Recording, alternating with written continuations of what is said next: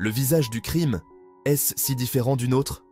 Lorsque nous pensons aux criminels, nous imaginons souvent des individus endurcis au regard froid et aux intentions sinistres. Mais la vérité est beaucoup plus complexe. Le chemin qui mène au comportement criminel est rarement simple, et les individus qui l'empruntent sont souvent des personnes ordinaires qui ont succombé à une tempête parfaite de pression biologique, psychologique, sociale et environnementale.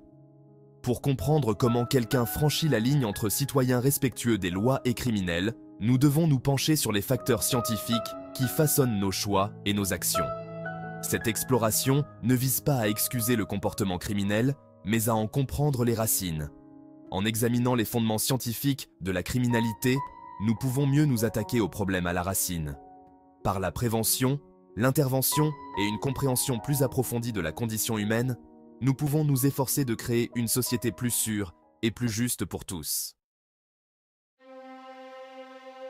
Des cicatrices profondes, le paysage psychologique d'un criminel. Le voyage dans l'esprit d'un criminel est souvent un voyage à travers des blessures profondes et des cicatrices invisibles. La psyché humaine est un paysage complexe, façonné à la fois par la nature et l'éducation. Chaque individu est le produit d'une interaction unique entre ses gènes et son environnement. Les influences extérieures, telles que la famille, les amis et la société, jouent un rôle crucial dans le développement de la personnalité et du comportement. Les expériences de la petite enfance, en particulier celles qui sont traumatisantes, peuvent laisser des cicatrices durables qui influencent le comportement plus tard dans la vie. Un enfant qui grandit dans un environnement instable ou violent peut développer des mécanismes de défense qui, bien que nécessaires pour sa survie à court terme, peuvent devenir problématiques à l'âge adulte. La maltraitance, la négligence et l'exposition à la violence peuvent perturber le développement émotionnel normal et créer un terreau fertile pour la colère, le ressentiment et le manque d'empathie. Ces enfants peuvent se sentir isolés, incompris et en colère contre le monde qui les entoure. Ils peuvent également développer une vision déformée des relations humaines et de la moralité. Ces traits, bien que non déterministes, peuvent augmenter la probabilité de s'engager dans des activités criminelles. Un adolescent en colère et désillusionné peut chercher à exprimer sa frustration par des moyens destructeurs, souvent en se tournant vers la criminalité comme une forme de rébellion ou de recherche de pouvoir. Prenons l'exemple du célèbre tueur en série Richard Ramirez, connu sous le nom de Night Stalker. Son histoire est un exemple frappant de la manière dont une enfance traumatisante peut influencer le comportement criminel. Ramirez a enduré une enfance horrible, marquée par des violences physiques et une exposition à une violence extrême. Ces expériences ont façonné sa vision du monde et ont contribué à son comportement ultérieur. De même, Ted Bundy, un autre tueur en série tristement célèbre, a grandi entouré de secrets sur sa filiation et a connu une vie familiale tumultueuse.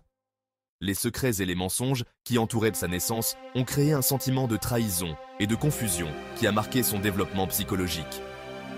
Bien que ces facteurs n'excusent pas leurs crimes odieux, ils donnent un aperçu des blessures psychologiques qui ont pu contribuer à leur descente dans les ténèbres. Comprendre ces blessures peut nous aider à mieux comprendre les motivations derrière leurs actions et à développer des stratégies pour prévenir de tels comportements à l'avenir. Comprendre l'impact des traumatismes de l'enfance est crucial pour identifier les personnes à risque et leur apporter le soutien dont elles ont besoin pour briser le cycle de la violence. En offrant un environnement sûr et un soutien émotionnel, nous pouvons aider ces individus à surmonter leur traumatisme et à mener une vie productive et non violente. La prévention et l'intervention précoce sont essentielles pour réduire la criminalité et promouvoir une société plus saine et plus sûre. La cocotte minute de la société, quand les circonstances déclenchent un comportement criminel. Imaginez une cocotte minute, où la pression monte lentement mais sûrement. C'est une métaphore puissante pour comprendre comment les conditions sociales et économiques peuvent pousser des individus à franchir la ligne de la légalité. Si la psychologie individuelle joue un rôle important dans l'apparition d'un comportement criminel, nous ne pouvons ignorer la puissante influence des facteurs sociaux et environnementaux. Les interactions quotidiennes, les expériences de vie et les pressions externes façonnent nos comportements de manière significative. Les communautés urbaines, souvent denses et diversifiées, sont des microcosmes où ces dynamiques sont particulièrement visibles. La pauvreté, le chômage, le manque de possibilités d'éducation et l'exposition à des quartiers criminogènes peuvent créer un environnement de cocotte minute où la survie prime souvent sur les considérations éthiques. Dans ces conditions, les choix moraux deviennent flous, et les actes illégaux peuvent sembler être les seules options viables pour certains. Les enfants grandissant dans ces environnements sont particulièrement vulnérables, car ils sont souvent exposés à des modèles de comportement négatifs dès leur plus jeune âge. Lorsque les gens se sentent pris au piège, désespérés et privés de leurs droits, ils peuvent être plus enclins à recourir à des moyens illégaux pour subvenir à leurs besoins fondamentaux ou exprimer leur frustration. Le désespoir peut conduire à des comportements impulsifs et désespérés, où les conséquences à long terme sont souvent ignorées au profit de solutions immédiates. La solitude et l'isolement social aggravent encore ces sentiments, créant un terreau fertile pour la criminalité. Les émeutes de Los Angeles de 1992, déclenchées par l'indignation suscitée par l'acquittement des policiers dans l'affaire du passage à tabac de Rodney King, illustrent de façon frappante la manière dont l'injustice sociale peut déboucher sur la violence. Ces événements ont mis en lumière les tensions raciales et les inégalités économiques qui couvrent depuis des décennies. Les émeutes ont été une explosion de colère accumulée, un cri de désespoir de communautés qui se sentaient ignorées et opprimées. Les émeutes, alimentées par des années de tensions raciales, de disparités économiques et de brutalité policière, ont mis en évidence les conditions désespérées dans lesquelles vivaient de nombreuses personnes au sein des communautés marginalisées. Les images de bâtiments en flammes et de magasins pillés sont des symboles puissants de la frustration et de la colère qui bouillonnaient sous la surface. La réponse policière, souvent perçue comme excessive, n'a fait qu'exacerber la situation, transformant des manifestations en confrontations violentes. Si la violence n'est jamais la solution, il est essentiel de comprendre les facteurs socio-économiques qui contribuent à la criminalité afin de mettre au point des solutions efficaces. Les décideurs politiques et les activistes communautaires doivent travailler ensemble pour aborder les racines profondes de ces problèmes. Les marches pour la paix et les discussions communautaires sont des étapes importantes vers la réconciliation et la compréhension mutuelle. S'attaquer à la pauvreté, aux inégalités et à la discrimination n'est pas seulement une question de justice sociale, mais aussi une étape cruciale dans la prévention de la criminalité et la création d'une société plus sûre. Les banques alimentaires, le bénévolat et la solidarité communautaire sont des exemples concrets de la manière dont nous pouvons commencer à résoudre ces problèmes. En investissant dans l'éducation, en créant des opportunités d'emploi et en promouvant l'égalité, nous pouvons réduire les pressions qui conduisent à la criminalité et construire un avenir plus harmonieux pour tous. Le schéma directeur du cerveau, la biologie peut-elle détenir la clé des tendances criminelles? Cette question fascinante nous pousse à explorer les profondeurs de notre propre biologie pour comprendre les comportements les plus extrêmes de l'humanité.